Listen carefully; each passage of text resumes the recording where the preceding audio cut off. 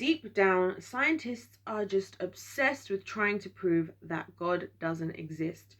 A lot of science, now this is one of the reasons why, and you guys are going to see in the upcoming years, in the upcoming decades, in the upcoming centuries, there's going to become more of a division between science and I want to say biblical, spirit-led Christianity. Now I have to say that because I'm not talking about religion, I'm not talking about religions, I'm not talking about Christians who just call them, I'm talking about the actual things that are said in the Bible, the actual real life Holy Spirit, and the actual real life Jesus Christ, and the actual real life God the Father. Those are what I'm talking about. That's always what I'm talking about. I'm not talking about anything else other than those things when I'm talking about the Bible. Okay, so whatever preconceived notions you have of Christianity and Christians, I'm probably not talking about that. Okay, thank you.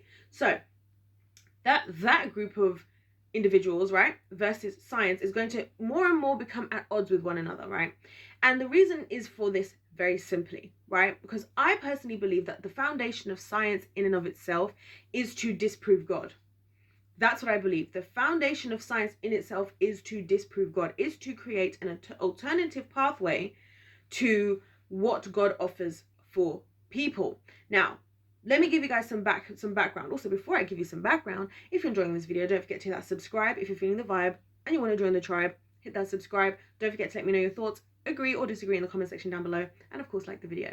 So, here's my background. So my background is in science, as it happens. Yes, I know I got a baby face. I know I've got red hair. I know I've got my nose pierced. You're thinking, there's no way she's ever been, serious enough to do science. In fact, I love science. In fact, science is actually my hobby. Science is actually genuinely my hobby. I have a background in science. I did chemistry, blah, blah, blah. I won't get into it. In fact, I actually teach science even now. Right now, as we speak, I'm teaching science in real life, which is kind of crazy that I teach science. I love it, though. Love teaching. Anyway, so back to what I was saying. I teach chemistry specifically and maths. Anyway, just thought I should tell you guys because I don't know why. But anyway, as I was going through my, my career as a scientist, I always found it so interesting because I've always been a Christian. It's one of those many things about me that's just like me existing on two extremes that don't seem to add up to anybody else, but just for some reason come together and make sense as far as me, right?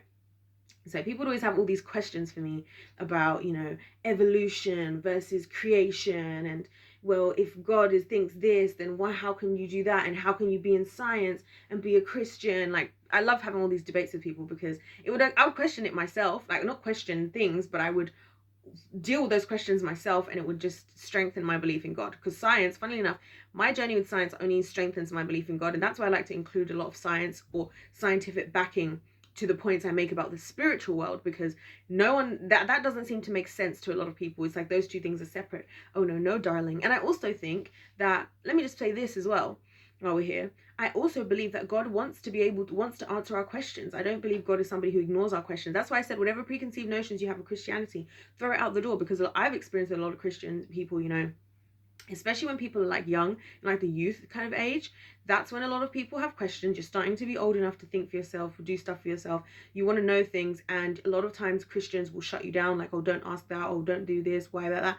I don't believe God's like that at all. I think God's the exact opposite. I think he wants to answer our questions. And in fact, a lot of my biggest revelations, a lot of the most important truths that I understand to this day came from me asking God questions that I'm pretty sure most people wouldn't even ask him, let alone a Christian, right? So anyway, or let alone a Christian let you ask it, unfortunately. So anyway, in my whole journey of being in science, I realized something, that science always just further proves that God exists. And when you try and bring that type of thinking towards scientists, they like very violently disagree with it, because it's literally everything that they're doing. Now, a lot of scientists, by the way, and historians have actually become Christian as a result of trying to seek into science as a way to disprove God, and then realize, oh my gosh, this actually shows God must exist, right? I'll give you guys examples of certain types of things where they're just like, it's a scientific anomaly almost, but it's normal, like having a baby, right?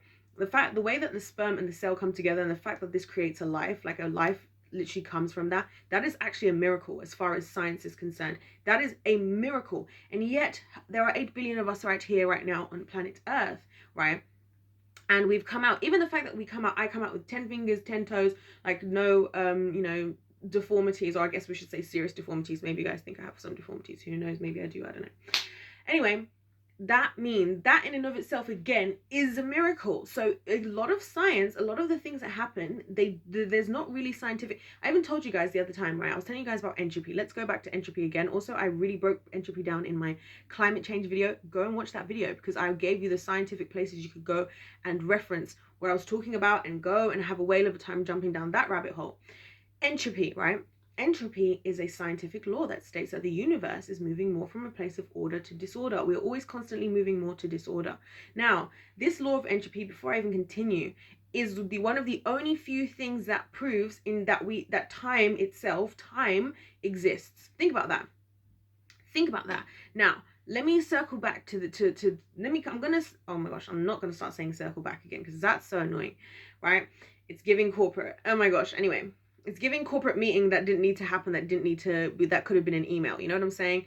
Anyway, so entropy states that the universe is moving more to disorder. Now, I've already told you guys how the fact that entropy for me is actually just the exact curse of the Bible, where God told Adam and Eve that if you eat the fruit, then you're gonna die. As in, you creation, you humanity that I created, this world, humanity and creation, the world, the animals, everything, you are going to die. I believe that was when the clock started ticking to us to hit total disorder. Now, what is total disorder? I believe total disorder is hell, and I believe total order is heaven. That is my scientific explanation for what I believe heaven and hell are, and where we are in all of that. That's why, again, in the world, if you look at the world, things are going downhill constantly. Now, what does science say you need in order to move against entropy? You have to have an opposing force that is actively working against entropy. Otherwise, we are all subject to entropy. And therefore, that's why when I believe that that's why we are all born dying, right? We're born and now we are dying. Does that make sense?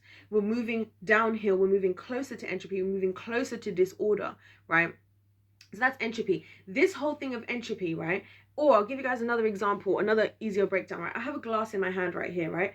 If I smash this glass onto the floor right now, from time 1 when I'm holding it here to time 2 when it smashes the ground, the fact that it goes from this to being smashed on the ground, that is why entropy proves that time exists, because clearly there's 2 separate events. One thing happened and then another. Does that make sense? That's how they basically explain the difference between how entropy is an evidence of time. Now, so for me, again, my question, I would throw back to scientists on this. I have an explanation as to how this works. The thing I'll throw back to scientists on this is, well, at what point did entropy start, right? Because if you think about it, based on the Big Bang Theory that says all of a sudden this event just started and just happened and the world started to just create stuff and we started to evolve, in that case, we should be moving forward. In that case, we should be moving more from disorder towards order, because technically we started in disorder in that regard, right? And these are the questions that scientists of today who are obsessing over the electron and the God particle. Isn't it interesting how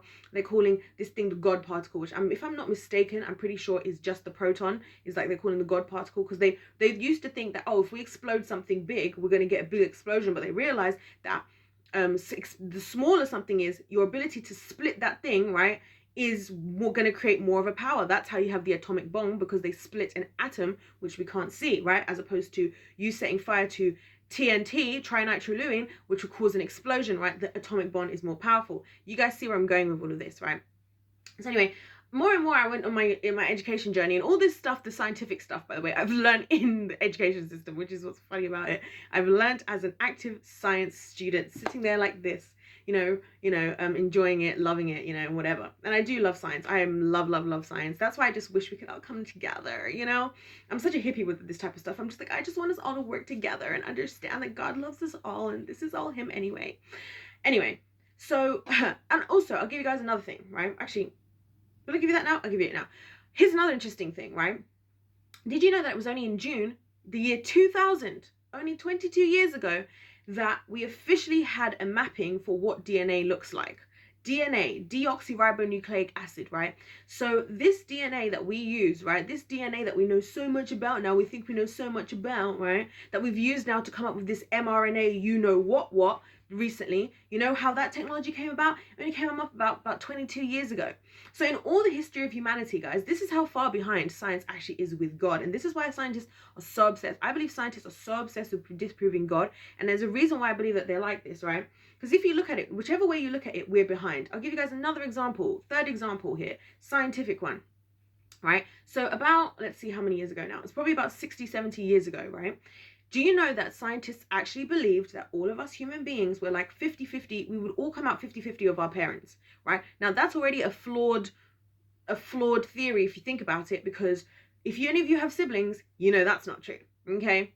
You know that's not true, because you and your siblings don't come out 50-50, your mum and dad. You and your siblings come out all completely different. You guys can even have siblings that you don't even look the same, right?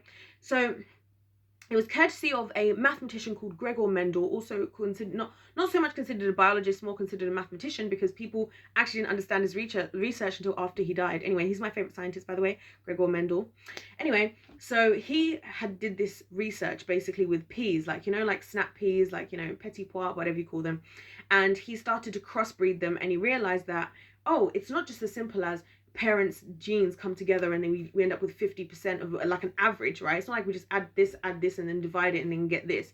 It's not like that. What actually happens is there are different, you can have a dominant trait, you can have a recessive trait, you can have this, you can have that. In fact, where we are now in science, there's even things that are attached even to gender. So for example, men, because of how the genes work and because they have a Y chromosome, are more susceptible to, what's it called, color blindness, right, than women, right, because of the something to do with the Y chromosome, which I'm not going to get into this mainly because I can't remember, but it's super interesting, all this stuff.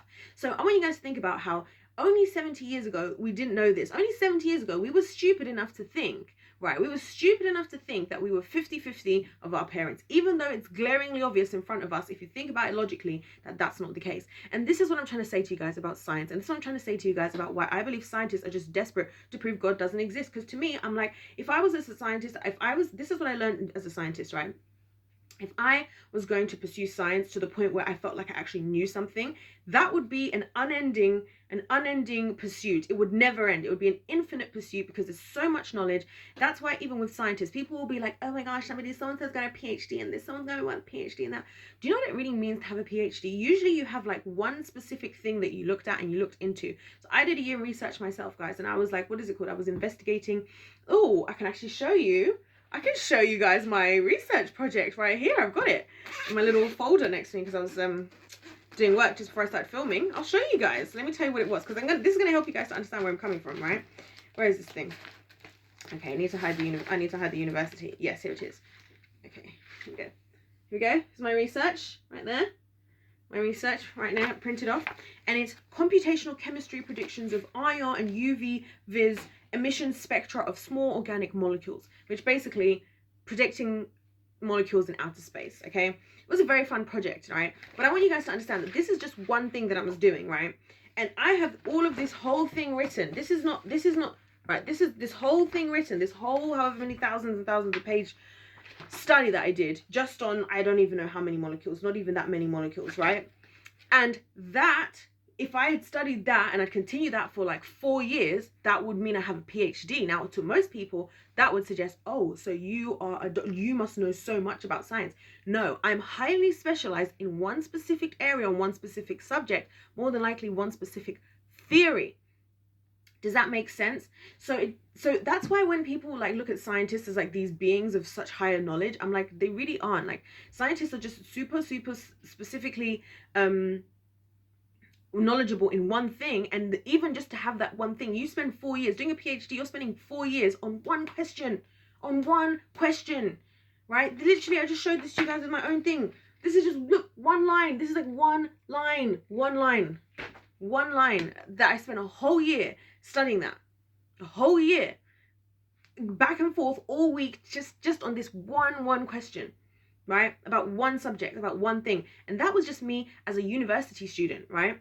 Let alone, you know, like I said, people who go on to do PhDs and stuff, which is also why I was never like, well, if that's all I'm going to do, unless I have a question that I'm really that desperate about, I'm not going to spend 4 years looking into it, mate. But my point is, right, that science is so behind God in the first place. And I think that's where the obsession comes from, because people want to have an alternative route, because you know why they want to have an alternative route? They don't want the accountability. When you acknowledge that God exists, that means you have to acknowledge that what you're doing, your actions have consequences. You have to acknowledge that there is an afterlife. You have to acknowledge that what you do in this life will affect what will happen in the next life. You have to realize that you'll be held accountable for the things you do, and the way you treat yourself and the way you treat others. You have to realize, you have to take into accountability, you have to receive now that God is there and he can see everything you're doing, and he's always there and he's always aware, and you can't hide anything from him like you can from somebody else, right? You can hide something from a spouse, you can hide something from your friends, you can hide as a hermit in your house and no one ever sees you ever, and you're just doing your own thing. You know who you can't hide from when you accept that God exists? God, right? You know who's not going to let you think better of yourself? Because we as humans, you know, the other thing you can't do when you receive God is think that you are God himself. Why is it every time scientists have these big breakthroughs, they start calling themselves God? Oh, they start looking at themselves as some kind of a god, right? Oh, we did this, we achieved that. Or, you know, even the Titanic people were like, oh, we God, even God can't sink the Titanic. Why does it always become about God? They're obsessed, guys. They're obsessed with it. They are obsessed deep down. That's what I realized about scientists. I realized that deep down scientists are obsessed with proving that God doesn't exist. That's what the crux of all of it is, right? And that is why there is this divide, because the kingdom of darkness is perfectly happy to work with that team, because kingdom of darkness is looking over there like, oh, you guys want to be obsessed with proving God doesn't exist. I'm gonna support you. I'm gonna help you. Where do you think all these Bill Gates is? Why do you think they're putting all this money into all this healthcare and research and it? Why do you think they're doing this? Because they're trying to prove there's an alternative route. Why do you think we're moving towards AI technology and this, and you'll be able to have a system in your mind that can see what you're thinking and remember your memories? And now it's like science is literally trying to create the supernatural experience that you can experience in a relationship with God into technology. So again, cutting God out of the picture. This is why a lot of people are trying to, like, again, why are they doing this? Oh, sorry, I'm just about to repeat the same thing, right? They're trying to do all of this stuff, and then they're trying to get us into it, like, oh wow, this would be so cool if I just can have my memories being remembered, or all this stuff being stored. And what do they want to ultimately do, guys? Let's go there. Ultimately, what they want to do is they want to be able to store somehow their souls and their bodies. This is what they're trying to do, guys. This is not conspiracy. Go and look into it for yourself.